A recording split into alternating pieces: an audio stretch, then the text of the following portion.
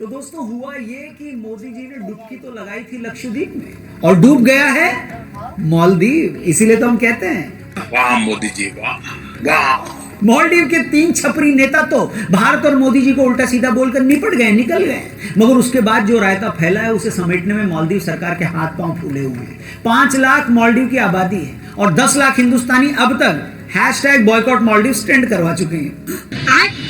जिस दौरान मैं ये वीडियो बना रहा हूं, एक रिपोर्ट है, कंफर्म तो नहीं करता हूं, लेकिन उस रिपोर्ट के मुताबिक 8000 लोग मालदीव के लिए अपनी होटल बुकिंग कैंसिल करवा चुके हैं और 2500 फ्लाइट टिकट्स भी कैंसिल हो चुके हैं।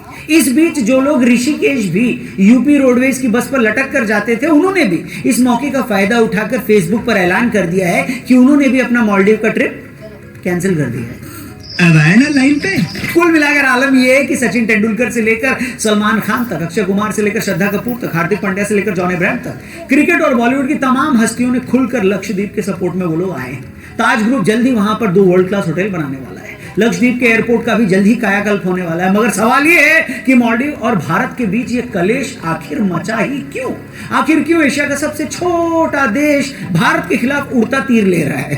क्या मोदी जी का लक्षद्वीप जाना सिर्फ इत्तेफाक था? और सबसे बड़ी बात, हमने क्यों अपने थंबनेल में लिखा है कि एहसान फरामोश मालदीव? तो आइए आज के इस वीडियो में हम इन सारे मुद्दों पर बात करें, मगर उससे पहले मैं आप सबसे विनती करूंगा कि इस वीडियो को ध्यान से देखिए, एंड तक पूरा देखिए, क्योंकि हम इस वीडियो में कुछ ऐसी बातें आपको बताने वाले हैं जो शायद आप नहीं जानते होंगे। हम क्या, शायद मालदीव के लोग भी न जानते हो। तो आइए शुरू करते हैं। वीडियो पसंद आए तो प्लीज इसे दबा के अपने दोस्तों, यारों, रिश्तेदारों से शेयर जरूर करिएगा। नमस्ते एंड वेलकम। दोस्तों, इससे पहले कि हम आपको यह समझाएं कि हम मालदीव को एहसान फरामोश क्यों कह रहे हैं, उससे पहले आपको थोड़ा सा बैकग्राउंडर दे दें।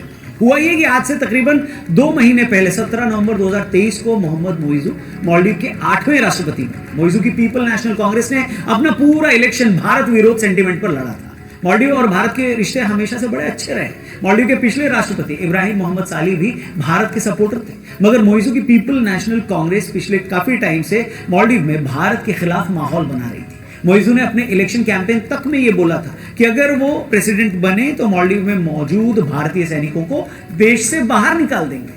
आज तक मालदीव का हर नया राष्ट्रपति सबसे पहला दौरा भारत का ही करता था, मगर मोइजू पहले टर्की गए, फिर एक दिन पहले ही वो चीन के दौरे पर गए। कुछ लोगों का कहना है कि मोइजू या मालदीव की इस नई सरकार के भारत विरोधी रवैये के पीछे चाइना का हाथ है। जो दर्शक नहीं जानते उन्हें बता दें कि पिछले कुछ सालों में चीन ने मालदीव को सैकड़ों करोड़ डॉलर का कर्जा दिया है। चीन ने 20 करोड़ डॉलर लगाकर मालदीव की राजधानी माले से मालदीव के दूसरे आइलैंड हुले माले तक 2 किलोमीटर लंबा एक पुल भी बनाया था। जैसा कि सभी जानते हैं, चीन की फॉरेन पॉलिसी का एक हिस्सा यह भी है कि हर छोटे देश को पहले कर्जा देकर अपने जाल में फंसाओ, और जब उस देश को यह लगे कि वो कर्जा नहीं चुका सकता तो फिर अपनी मर्जी से उस देश की फॉरेन पॉलिसी चेंज करवा दो। पिछले काफी समय से चीन हिंद महासागर वाले एरिया में दखलंदाजी करने की भी कोशिश कर रहा है। चीन की कोशिश है कि श्रीलंका और मालदीव के साथ अपने संबंधों का फायदा उठाकर इस इलाके में भारत का दबदबा कम किया जाए। मालदीव में भी कुछ विपक्षी पार्टियों को जब ये समझ में आ गया कि वो चीन से लिया अरबों डॉलर का कर्जा नहीं चुका सकते, तो वो इस तरह से भारत विरोध की पॉलिसी पर चलना ही उनकी मजबूरी हो गई।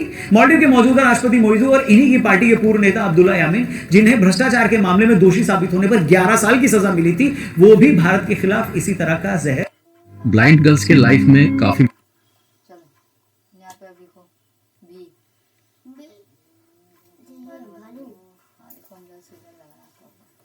इसलिए राष्ट्रपति बनने के बाद मोइजू का भारतीय फौज को मालदीव से जाने के लिए कहना, फिर अपनी पहली ऑफिशियल विजिट पर भारत न आकर चाइना चले जाना, उनकी सरकार के 3 मंत्रियों का खुलेआम ट्विटर पर भारतीय प्रधानमंत्री को गाली देना, उनकी इसी जहरीली सोच का नतीजा है। मगर जैसा कि कहते हैं ना, हाथी के दांत खाने के कुछ और दिखाने के कुछ और। इन 3 मंत्रियों ने भी चौड़े होकर जोश जोश में भारत और मोदी जी के खिलाफ बोल तो दिया, मगर मालदीव की सरकार को 10 मिनट में समझ में आ गया कि ये तो हमने उड़ता तीर ले लिया है। अरे भैया, कर्जा भले ही तुमने चीन से लिया है, मगर मालदीव का टूरिज्म चल तो भारतीयों के भरोसे रहा है। अकेले साल 2023 में 2.5 लाख से ज्यादा भारतीय टूरिस्ट मालदीव गए हैं।